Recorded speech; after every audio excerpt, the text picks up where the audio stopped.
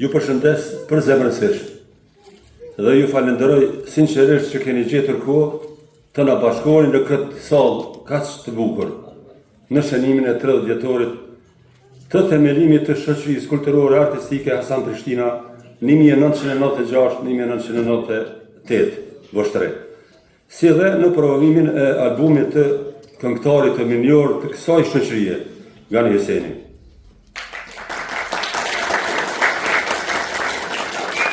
Përshëndetje të përzemërta edhe për kryetarin e komunës, Zotri Ferit Idrisi, për të gjitha të mirat që i ka dhënë kësaj shoqërie atëherë dhe tani. Dhe faleminderit shumë. Situata në Kosovë në vitet e 90-ta ishte shumë e vështirë dhe përëndoi gjithnjë e ma shumë.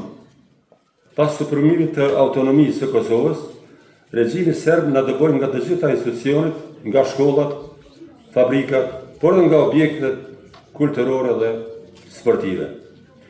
Duke parë këtë gjendje të rëndë, sidomos në fushën e kulturës, në verën e vitit 1995 disa kolegë, shokë e shoqe, morëm iniciativën për themelimin e një shoqërie kulturore artistike. Qëllimi ynë ishte të krijonim një hapësirë për artistët, këngëtarët, vallëtarët dhe të gjithë dashamirët e artit të cilët ishin të shumë në komunën tonë. Pas një periudhe të shkurtër organizimi, arritëm të konsolidohemi dhe kryesisht gjatë festave organizuam disa koncerte në ambientet e gjimnazit në korridorit e shkollës fillore Ali Kelmeni, ndërsa me 15 mars të vitit 1996 vendosëm ta regjistronim zyrtarisht shoqërinë në organet tona komunale të asaj kohe në Voshtre, duke emëruar me emrin e patriotit tonë të madh Hasan Prishtina. Kjo shoqëri përfshiu talente të shumta, pa dallim gjinie apo profesioni. Me kalimin e kohës u zgjeruam edhe me seksione të tjera artistike, si ai humoristik dhe grupi vallëtarëve, duke arritur rezultate të shkëlqyera. Koncertin e parë si shoqëri e regjistruar e mbajtëm në Dumnic Stolt, në prill të vitit 1996. Në atë ngjarje morën pjesë shumë qytetarë me një përkrahje të jashtëzakonshme.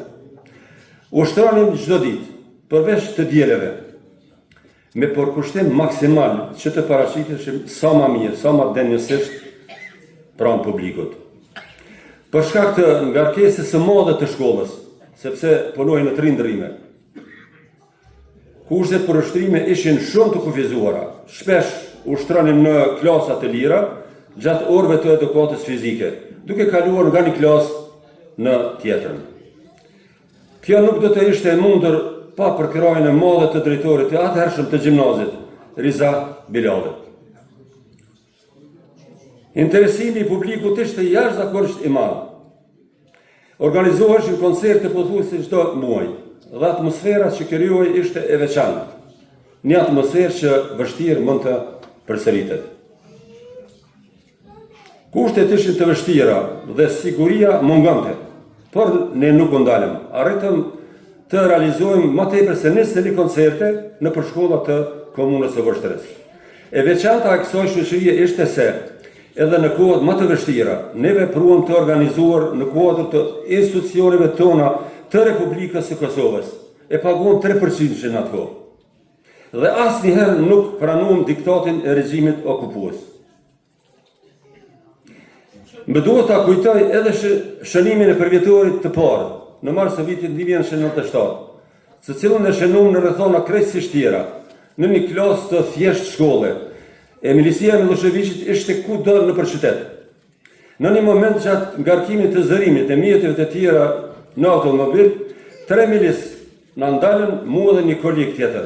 Ishte një çast i rënd, plot pa siguri, por edhe një moment që na forcoi bindjen se ajo që po bënëm kishte vlerë. Koncertin e fundit e mbajtëm në mars të vitit 1998 në podrumin e shkollës fillore Çajupi. Ishte një koncert me pjesëmarrje të madhe, por pas tij, për shkak të dhunës së vazhdueshme të regjimit serb, u detyruam ta ndërpresim aktivitetin tonë. Pas qëllimit, komuna na siguroi një hapësirë në shtëpinë e kulturës dhe ne vazhdojmë aktivitetin për një kohë me disa koncerte. Megjithatë, për shkaqe objektive dhe subjektive u detyruam ta ndërpresim aktivitetin. Sidoqoftë, shumë nga anëtarët e vazhduan rrugtimin artistik, disa dhe sot janë pjesë e ansamblit të Vështrës, gjë që na bëjnë krenar. Sot kur kujtojmë ato vite, nuk kujtojmë vetëm vështirësitë, por mbi të gjitha krenarinë që arritëm të krijojmë diçka të bukur dhe të qëndrueshme, në një kohë kur gjithçka dukej e pamundur. Le të jetë kjo shoqëri një frymëzim për brezat e rinj, që ta duan artin, kulturën dhe vendin e tyre, dhe të mos dorëzohen kur përballë sfidave. Në fund më lejoni që si kryetar dhe instrumentalist i kësaj shoqërie, të shprehim një orientim më të thellë për të gjithë ata që ishin pjesë e kësaj rruge, për themeluesit, artistët, bashkëpunëtorët dhe çdo qytetar që na mbështetin në kohët më të vështira. Ju falenderit të gjithëve për praninë tuaj dhe për respektin që jepni kësaj historie.